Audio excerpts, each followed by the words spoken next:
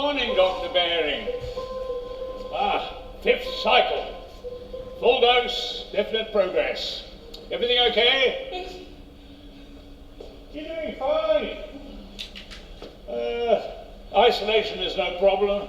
Just a couple of days. Think of it as a vacation. Oh, Jason. Precautions. Oh, Jesus. Okay. In isolation, I am isolated. For once, I can use the term literally. The chemotherapeutic agents eradicating my cancer have also eradicated my immune system. In my current condition, every living thing presents a health hazard to me. I really have not got time for this. Particularly healthcare professionals. Just to look at the iron note chart for 1 minute takes me half an hour to do precautions. 4, 7, 11, 250 twice. Okay. Oh, jeez. Anyhow. Professor Baring, how are you feeling today? Fine. Just shaking a little from the chill. IV will kick in any time now. No problem. Listen, gotta go. Keep pushing the fluids.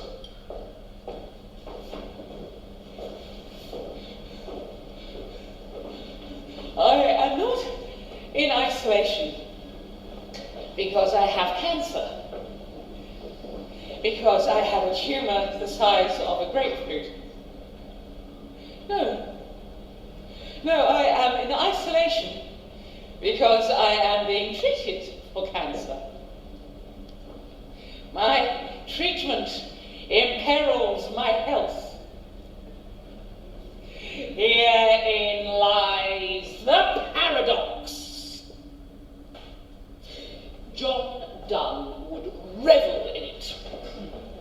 I would revel in it if he wrote a poem about it. My students would flounder in it because paradox is too difficult to understand. Think of it as a puzzle, I would tell them, as an intellectual game.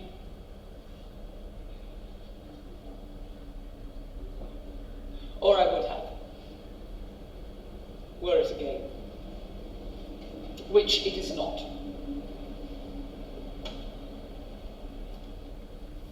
If they were here, if I were lecturing, oh, how I would perplex them. I would whip them into a frenzy, every nuance, every shifting ambiguity. Oh, I could draw so much for the poems. I could be so powerful.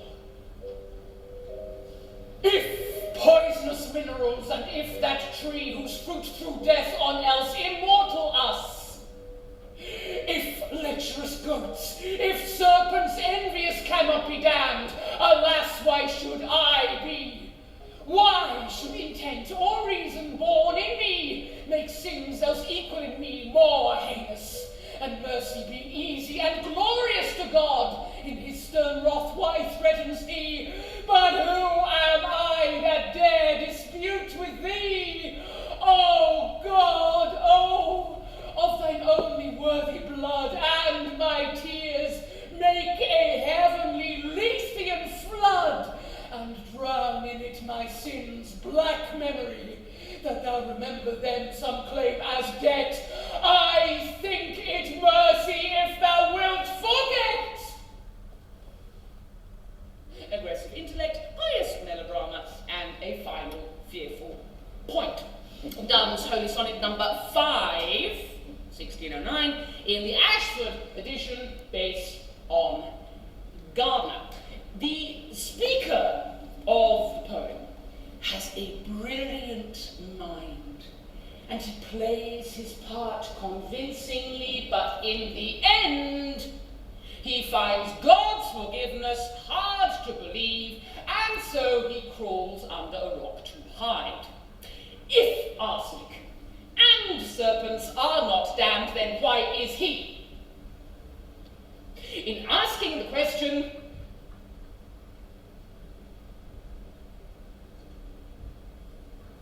the speaker turns eternally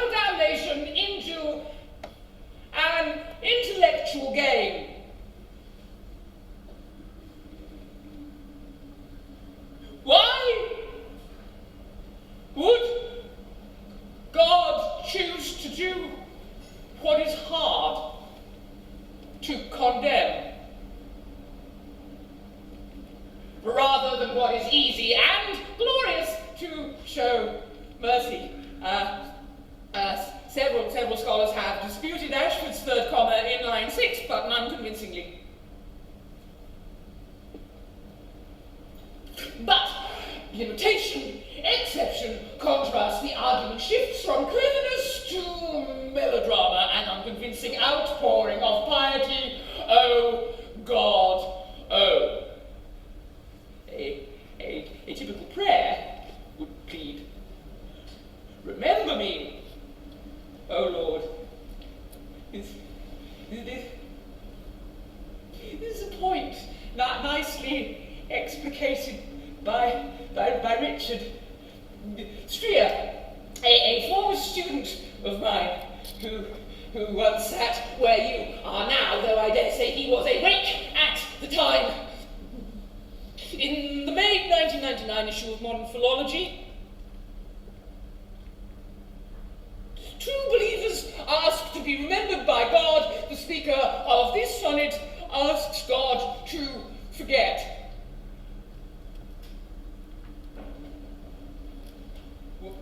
Where is the hyperactive intellect of the first section, where the histrionic outpouring of the second, when the speaker considers his own sins and the inevitability of God's judgment, he can conceive of but one resolution: to disappear.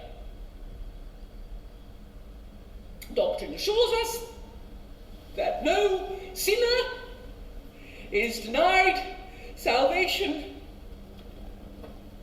Not even one whose sins are overweening intellect or overwrought dramatics. The speaker need not hide from God's judgment, simply accept his forgiveness. It is very, very simple. It is suspiciously simple. We want to correct the speaker. We want to remind him of the assurance of salvation, but it is too late.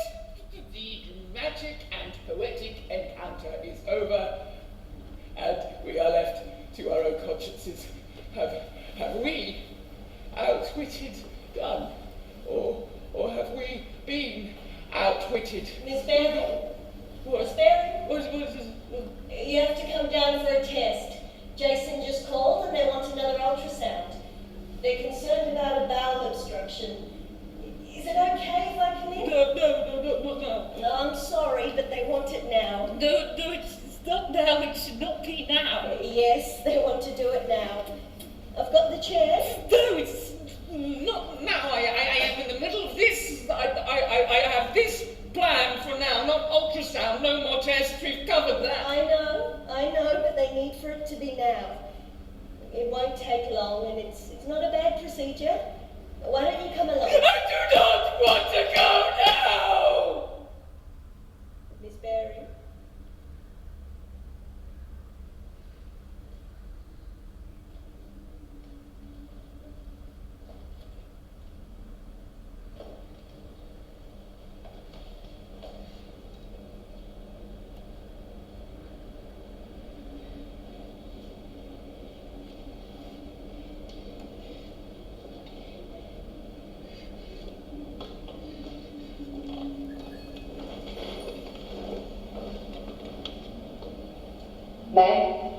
B-E-A-R-I-N-G.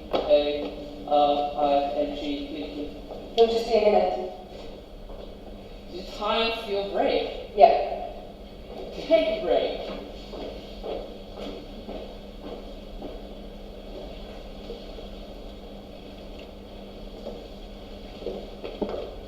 This is my play's last scene. Here heavens appoint my pilgrimage last mile, and my race, idly, yet quickly run, hath this last pace, my span's last inch, my minute's last point, and gluttonous death shall instantly unjoint my body and soul. John Donne, 1609. I've always particularly liked that poem. In the abstract. Now, I find the image of my minute's last point a little too, shall we say, pointed. I don't mean to complain, but I am becoming very sick. Very, very sick. Ultimately sick, as it were.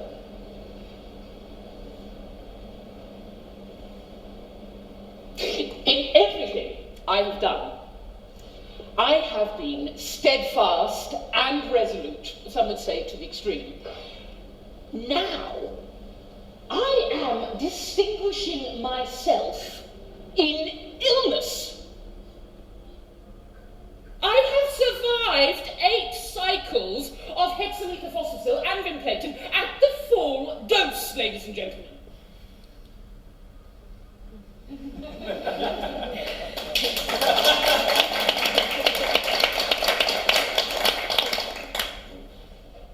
I've broken the record.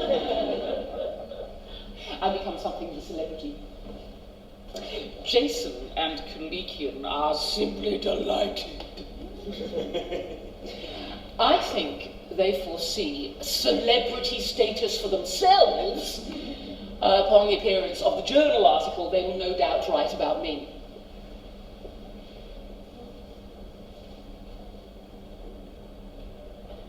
But I flatter myself.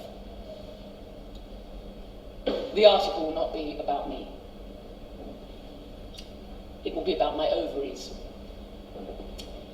It will be about my peritoneal cavity,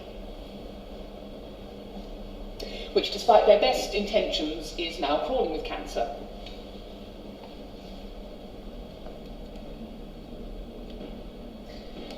What we have come to think of as me is in fact just a specimen jar.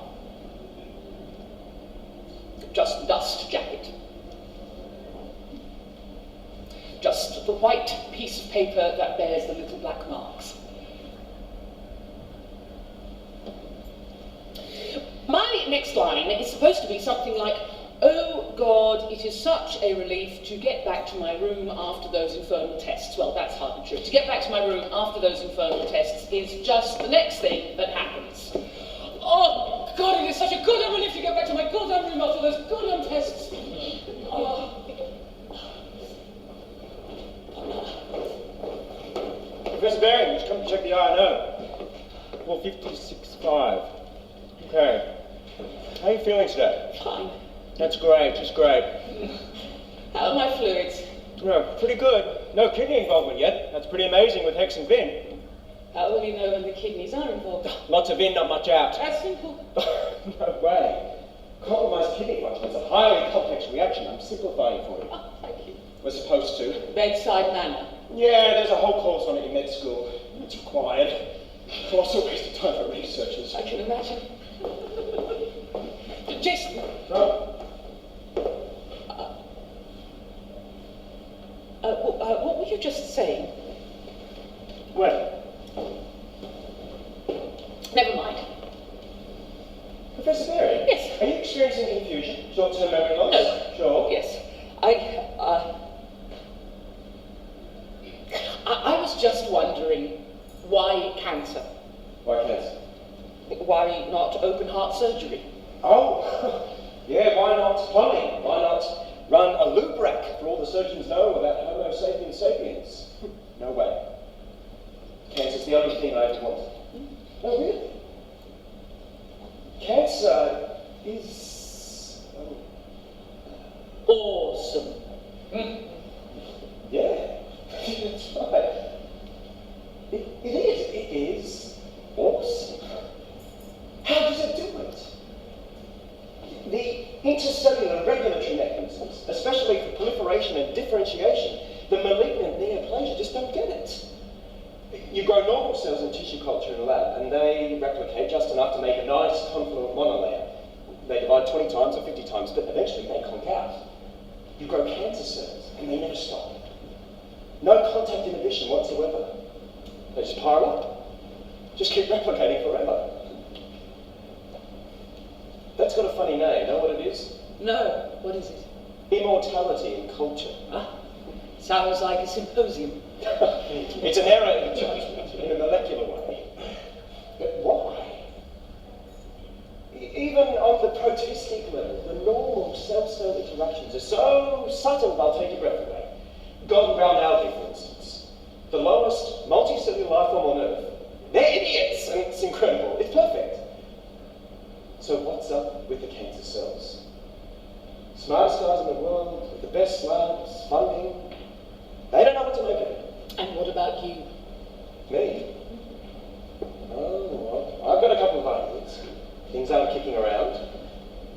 Until I get a lab of my own. If I can survive this fellowship. Ah, the part with the human beings. Everybody's got to go through it. All the great researchers. They want us to be able to converse intelligently with the clinicians. As though researchers were the impediments. Clinicians are such troglodytes. So smarmy. Like, we have to hold hands to discuss creatinine clearance. Just cut the crap, I say. Are you going to... Do you ever miss people? Everybody asks that. Especially girls. And what do you tell them?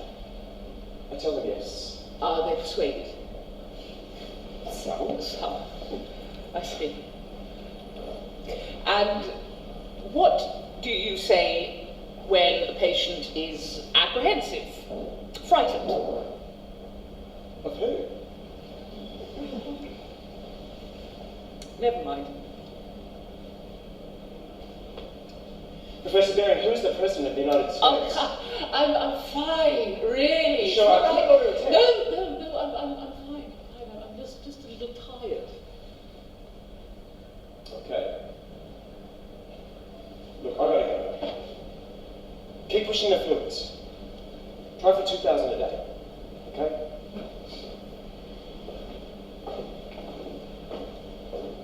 Okay. To use your word. Okay.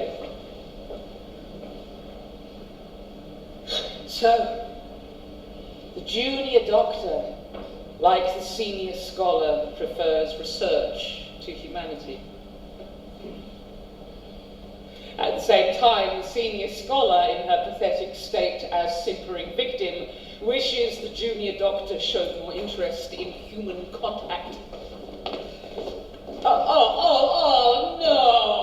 Now, I suppose we shall see through a series of flashbacks how the senior scholar ruthlessly denied her simpering students the touch of human kindness she now seeks. How then would we characterize the... You. Huh? How would we characterize the animating force of this sonnet? Huh?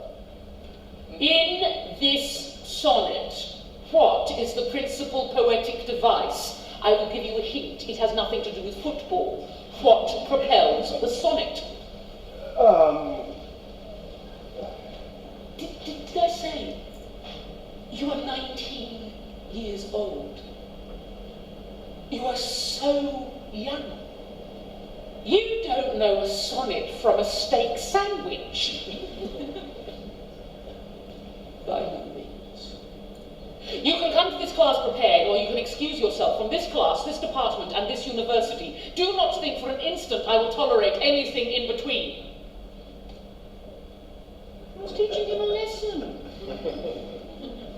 So here we have another example of Dunn's agile wit, not so much resolving the issues of life and God as reveling in their complexity. But why? Why what? Why does Dunn have to make everything so complicated? No, really, why? You know, Someone asked me that question every year, and it was always one of the bright ones. What could I say? What do you think? I think it's like he's hiding. Like he's confused. I don't know, maybe he's scared. So he hides behind all this complicated stuff. Hides behind his wit. Hides behind wit. Well, if he really knows what he means, he can say it more simply. He doesn't have to be such a brain, such a performer. Why does it have to be such a big deal? This observation, despite its infelicitous phrasing, contained the seed of a perspicacious remark. Such an unlikely occurrence left me with two options. I could draw it out, or I could leave the brain to rest after its heroic effort. If I pursued, there was always the chance of great insight, or the risk of undergraduate banality. I could never predict. Go on. If he's really trying to figure out God and the meaning of life and all that big kind of stuff, why does he keep running away? So far, so good. But they can only think for themselves so far before they begin to self-destruct. It's like the more you hide, the less... No, wait. The more the closer you get, although you don't know it, the simple thing is there. You know what I mean?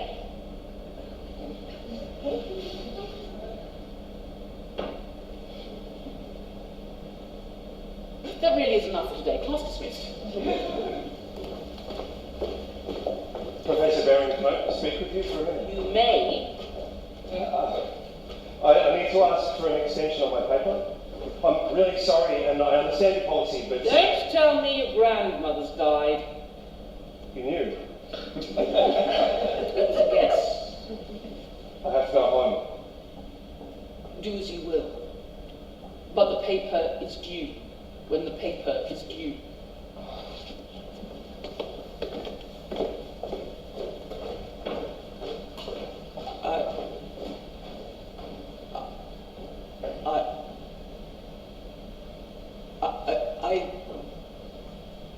I don't know. I feel so much. What's the word? I look back and I see these scenes and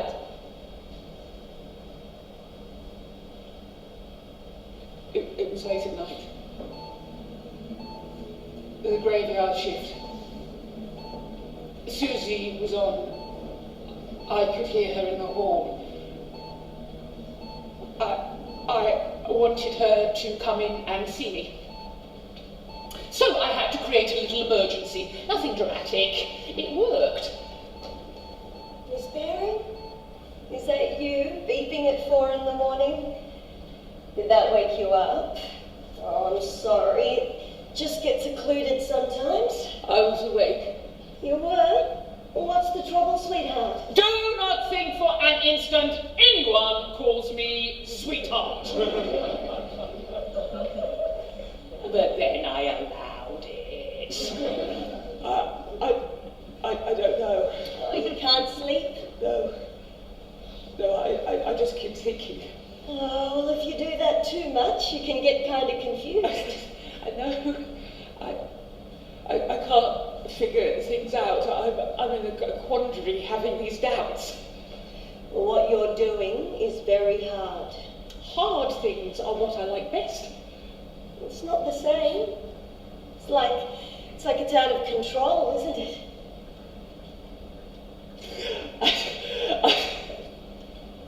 I'm scared. Oh, honey, of course you are. I want. No, I know. It's hard. I don't feel sure anymore.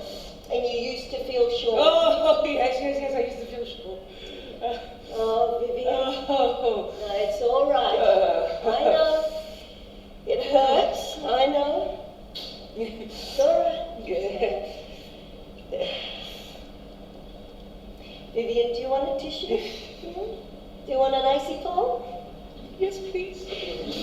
I'll get it for you. I'll be right back. Thank you. The epithelial cells in my GI tract have been killed by the chemo. The isopol feels good, is something I can digest, and keeps me hydrated. For your information. When I was a kid, we used to get these from a truck. The man would come around and he'd ring his bell, and then we'd all run over and we'd sit on the curb and we'd eat our icy poles. It's pretty profound, huh? Sounds nice.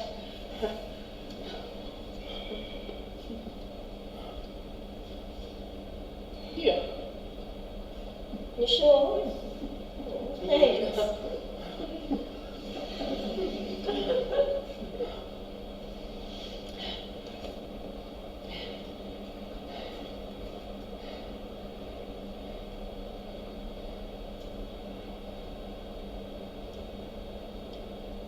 Vivian, there's something that we need to talk about, that you need to think about.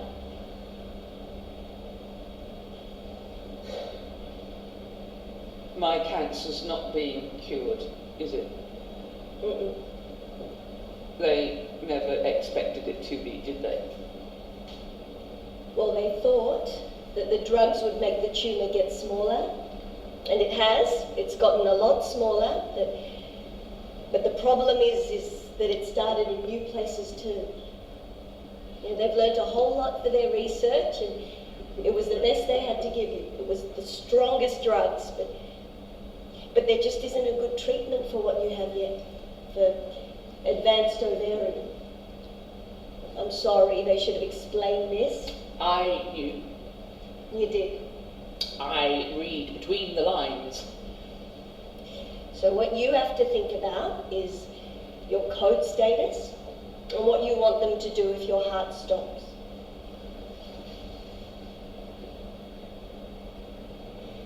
Well, you can be full code, and that means that if your heart stops, they'll call a code blue, and the code team will come and resuscitate you, and then they'll take you to intensive care until you stabilize again.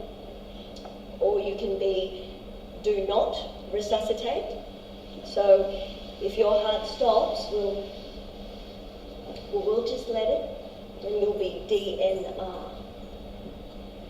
You can think about it. I just wanted to present both choices before Kalikian and Jason talk to you. You don't agree with them about this, do you? Well, they like to save lives. So anything's okay as long as life continues. It doesn't matter that you're hooked up to 1 million machines. Kalikian, he's a great researcher and everything, and the fellows like Jason, they're all really smart, and it's really an honor for them to work with him. But they always want to know more. I always want to know more. I'm a scholar, or I was, when I had shoes, when I had eyebrows. Well, okay then, you'll be full code, that's fine.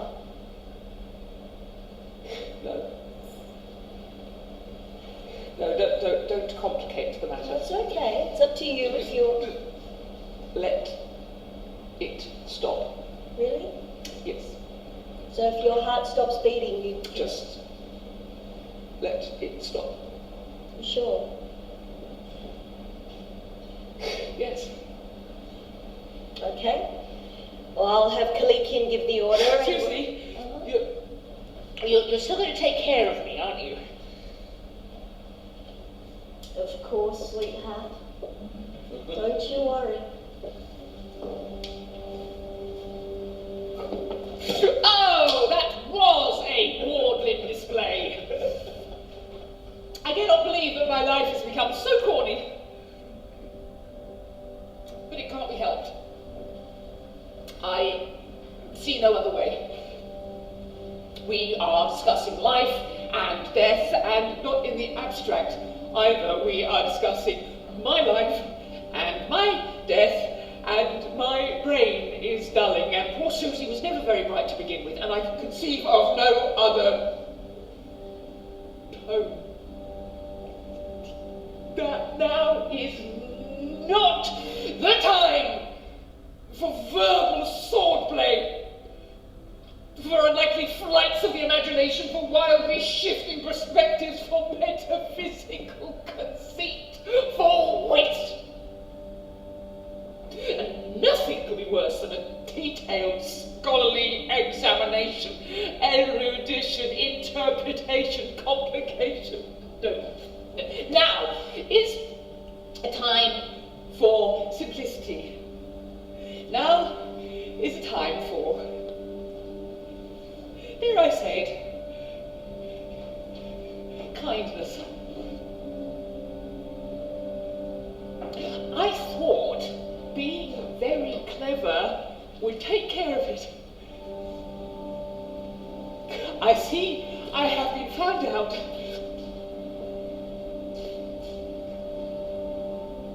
Oh God, I'm scared.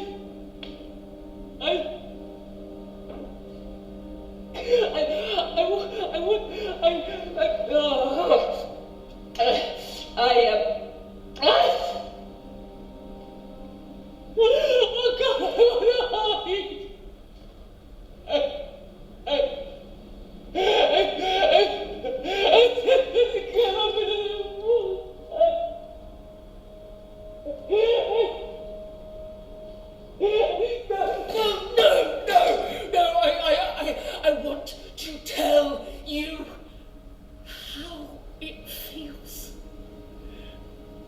I want to explain. I want to use my words. It's like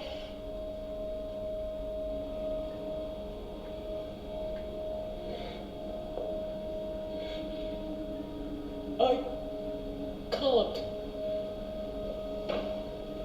There aren't. It's like I'm a student and this is the final exam and I don't know what to put down because I don't understand the question and I'm running out of time.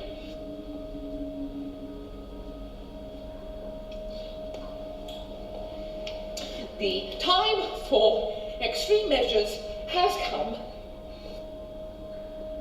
Susie says I need to begin aggressive pain management if I am to withstand it.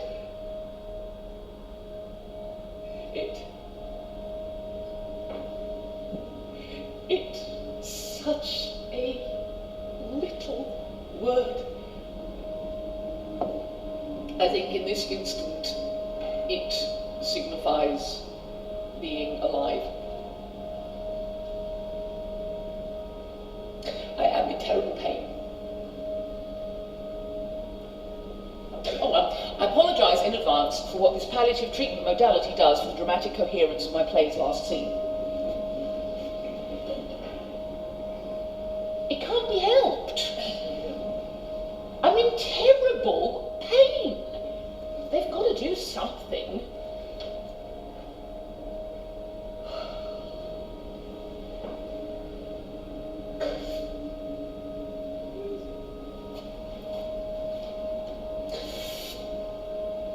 Say it, Vivian.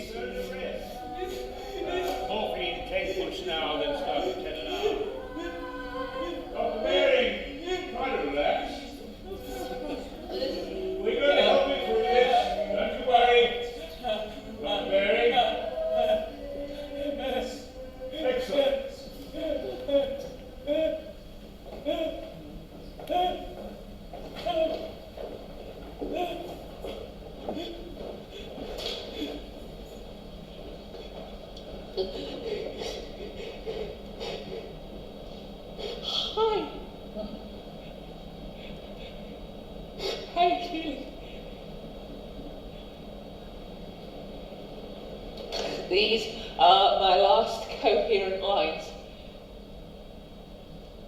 I'll have to leave the action to the professionals.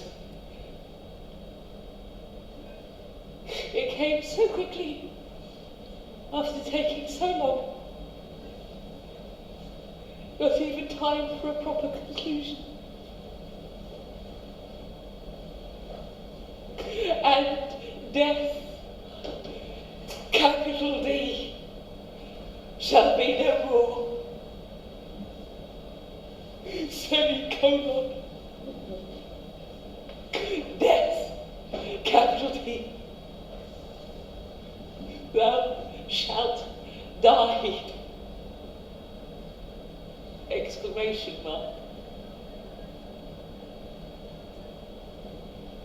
I'm sorry.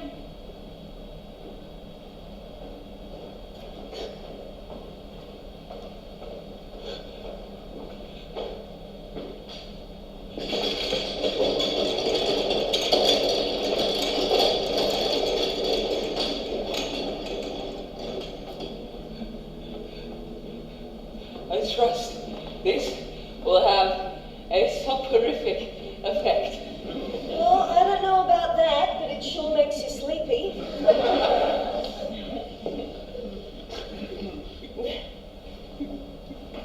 Well, what's so funny? What?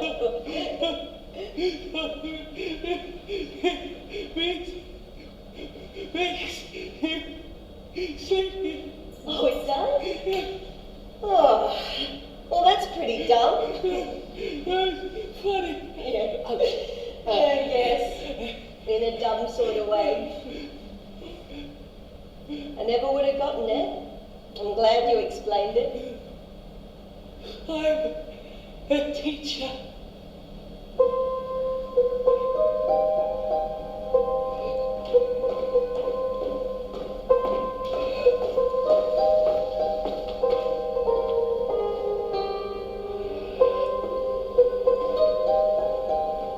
Yeah, she was a great scholar. Wrote tons of books, articles, was ahead of everything. 275, 520. It's up the hydration. She won't be drinking anymore, see if we can keep her kidneys from failing. Yeah, I had a lot of respect for her. Which is more than I can say for the entire biochemistry department. What do you want? Dextrose? Give her saline. Okay. She gave a hell of a lecture. No notes. Not a word out of place. It was pretty impressive. A lot that she can say to her, though. Why? Well, she wasn't exactly a cupcake. Well, she hasn't exactly been a cupcake here either. And Miss Baring, Jason and I are here, and we're going to insert a catheter to collect your urine. It's not going to hurt, don't you worry. Like she can hear you. Well, it's just nice to do. 8 cycles of Hexenvin at the full dose. Philippe didn't think it was possible. I wish they could all get through it at full throttle. Then we could really have some data. This is not what I imagined. I thought someone who studied poetry would be sort of dreamy, you know? I love the way she did it. Felt more like boot camp in English class. This guy, John Dunn, was incredibly intense. Like the whole brain had to be in knots before you could get it. Like he made it hard on purpose? Well, it has to do with the subject. The holy sonnets we worked on those. They were mostly about salvation anxiety. It's a term I made up in one of my papers, but I think it fits pretty well. Salvation anxiety. Yeah, this brilliant guy, I mean brilliant, this guy made Shakespeare sound like a Hallmark card. And you know you're a sinner. And there's this whole promise of salvation, the whole religious thing, but you just can't deal with it. How come? Well, it just doesn't stand up to scrutiny. But you can't face life without it either. So, you write these screwed up sonnets. Everything is brilliantly convoluted. Really tricky stuff, bouncing off the walls. Like, again, to make the puzzle so complicated. But what happens in the end? End of what? To John Dunn, does he get it? Get what? His salvation anxiety? Does he ever understand? Oh, no, wait, the puzzle takes over. You're not even trying to solve it anymore. Fascinating, really. Great training for lab research. looking at things in increasing levels of complexity. Until what? What do you mean? Where does it end? I mean, don't you get to solve the puzzle? No. When it comes right down to it, research is just trying to quantify the complications of the puzzle. But you help people. I mean, you save lives and stuff. Oh yeah, I saved some guy's life and then the poor slob gets hit by a bus. I guess. I just don't think about it that way. I guess you can tell I never took a class in poetry. Listen, if there's one thing we learned in 17th century poetry, it's that you can forget about that sentimental stuff. Enzyme kinetics was more poetic than Bear's class. Besides, you can't think about that meaning of life garbage all the time or you can go nuts. Do you believe in it? In what? I don't know, the meaning of life garbage? What do they teach you in nursing school?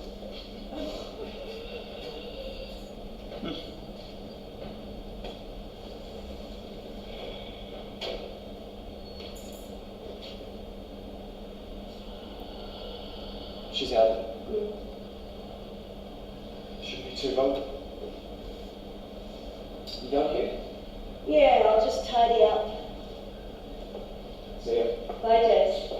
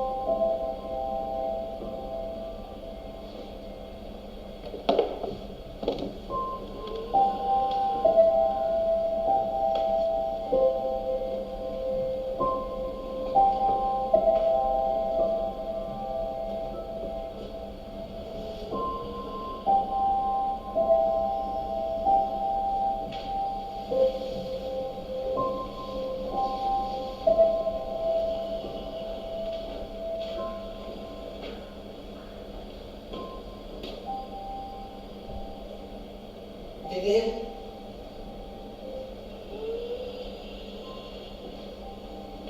Vivian?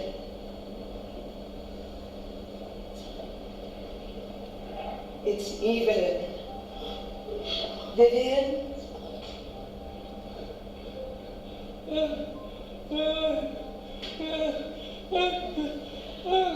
I'm in town visiting my great-grandson, who is celebrating his fifth birthday.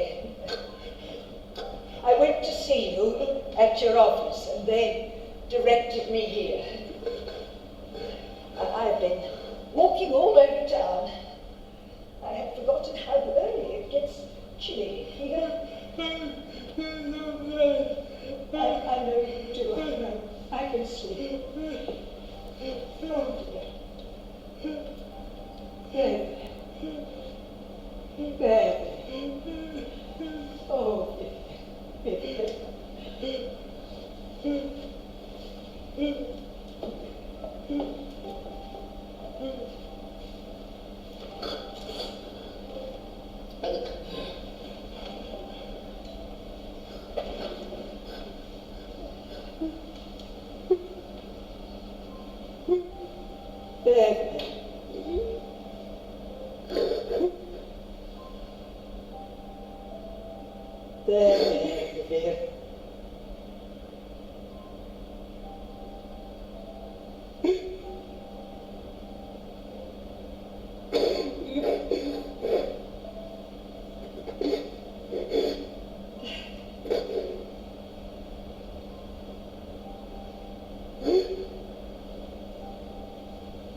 It's a windy day.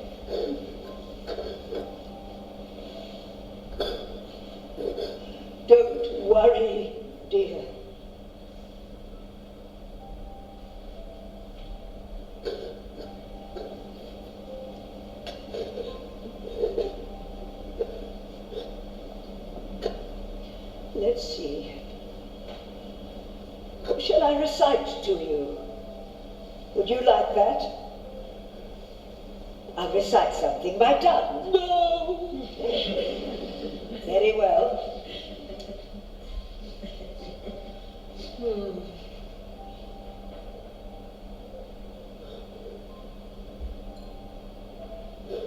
Little Geoffrey is very sweet. Gets into everything.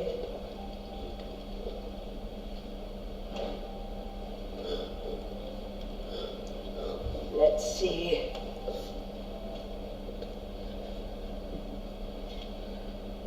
The Runaway Bunny by Margaret Wise Brown. Pictures by Clement Hurd.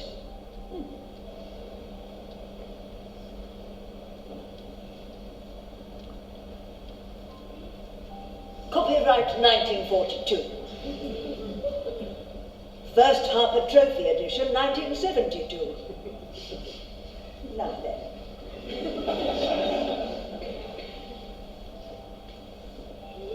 Once there was a little bunny who wanted to run away. So he said to his mother, "I am running away." "If you run away," said his mother, "I will run after you, for you are my little bunny." "If you run after me," said the little bunny, "I will become a fish in a trout stream, and I will swim away from you." "If you become a fish in a trout stream," said his mother, "I will become a fisherman, and I will fish for you." Oh, look at that! A little allegory of the soul. No matter where it hides, God will find it. See, Vivian?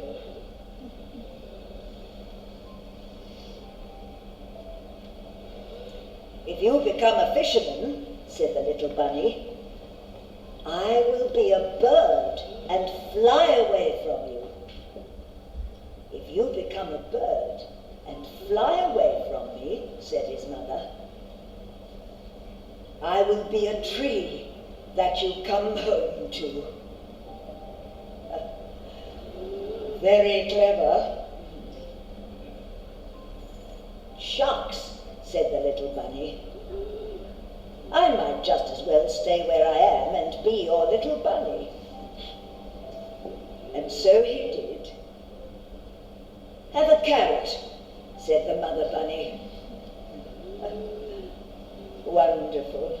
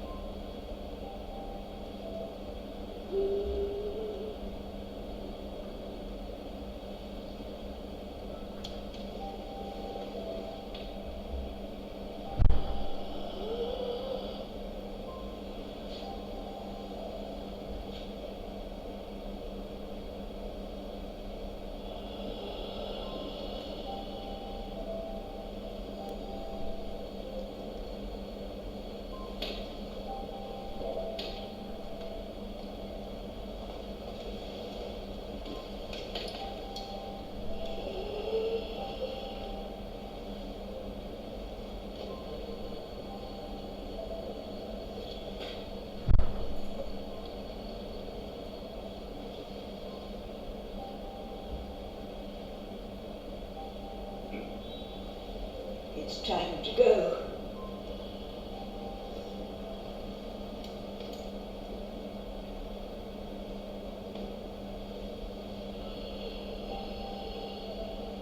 And flights of angels sing thee to thy rest.